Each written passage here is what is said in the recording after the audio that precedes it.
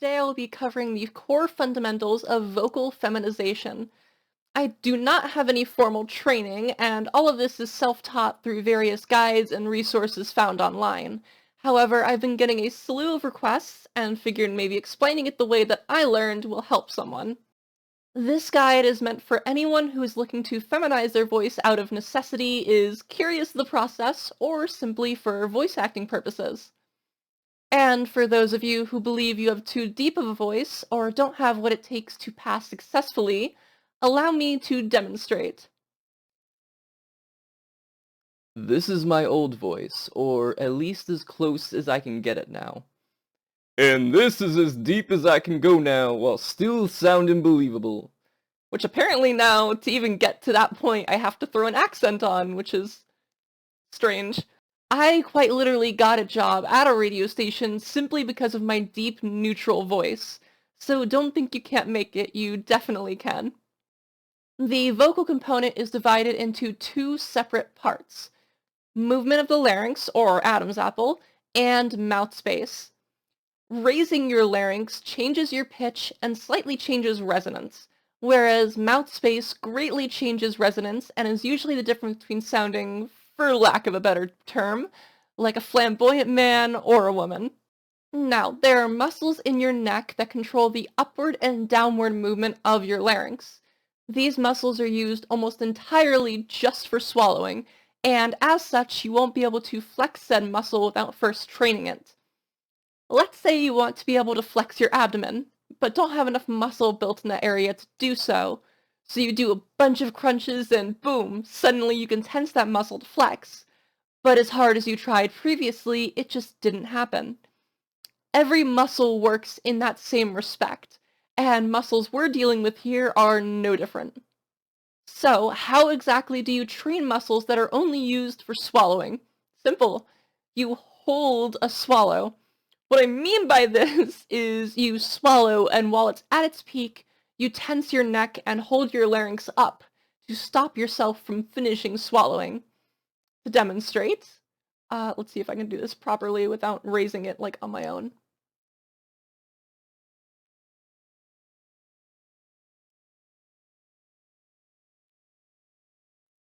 It's important to note that by doing this, you won't be able to breathe or speak. This is just how the process works. This technique is purely for building the groundwork and allows you to flex those neck muscles at will. You'll want to do this strange process several times a day. When I first started this process, I was working at a dollar store. I'd stock shelves, and anytime I remembered to, I would hold a swallow for a few seconds, release, wait a bit, and do it again. It's a boring process, but one of the only ways to build upon that muscle. Just make sure not to overexert yourself. If it starts hurting or aching, stop. Give yourself breaks every now and then. It's going to take a while before you're able to flex on your own, but once you can, you'll never have to do this process again, and trust me, you won't want to. So, how do you actually flex your neck muscles? I originally had to kind of push my lower jaw forward slightly to flex them. Everyone's different, I assume, in a sense, of what works for them. But the muscle you can feel comes from around your Adam's apple to the end of your jaw towards your ears. When I purposely flex my neck, I hear a very slight, subtle sound in my ears. I can quite literally hear myself flexing. This may not be the case for you, but hey, if it helps, it helps. This sound doesn't happen when I'm speaking, though. Probably because I'm not exerting the muscle as much to the point where it's, audible. From there, you will want to try raising your larynx with those muscles. Simply flex a bit and speak. It may take a little while, but keep trying until you notice improvement. It's important during this stage, however, that you utilize speaking this way as much as possible. Otherwise, you will not gain any ground. If you aren't out of the closet yet, you can always utilize this voice for things like drive-thrus, phone calls, video game comms, etc. I know a lot of people who have dysphoria over their voice, making it difficult to practice, and trust me, I was the same way. My advice to you is to sing in your car whenever you drive anywhere alone. Just put on some music loud enough that you can't hear yourself and sing along. Every once in a while, turn the music down, see how you're doing, get terrified of how you sound, turn the music back up, and continue. The second component is a very difficult abstract concept that I'm going to do my best to try to explain. It's known as mouth space. Mouth space is utilizing your tongue, jaw, etc. within your mouth to create a smaller sound, in a sense. So try this. Say he. Now try saying it again, but while doing so, suck in more air than putting out more vocal component.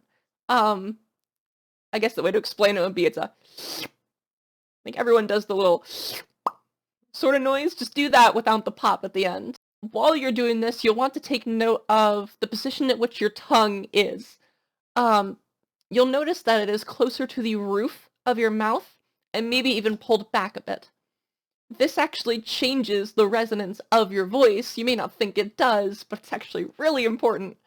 The way this works for your voice is you want to try and raise your tongue toward the top of your mouth at the same time that you raise your larynx.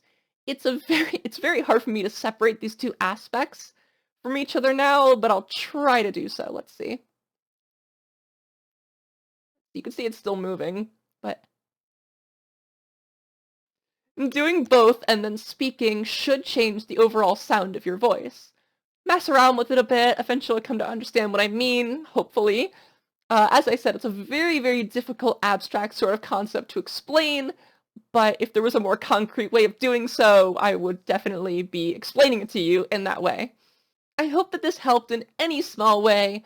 Please let me know if there's anything I can further elaborate on or demonstrate. I would love to help as many people as I can, because voice is so important in your day-to-day life, and having a voice that you can be confident in is huge, and it was really, really big for me.